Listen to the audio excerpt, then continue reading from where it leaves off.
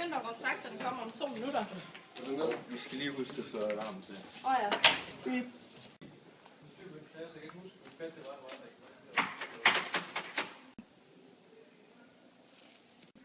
Ja, her er det nye alarmsystem skjult som dørmåtte. Den indeholder en trykplade med sensor, som reagerer og sender en besked til dig via sms, hvis en vægt over 30 kg betræder måtten.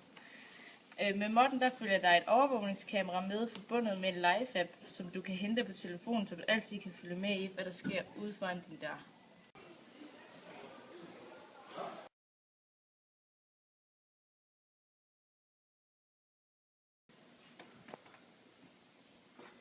Ej, shit. Min alarm siger, der er indbrud. Skynd dig ind og se live-appen nu. Nu.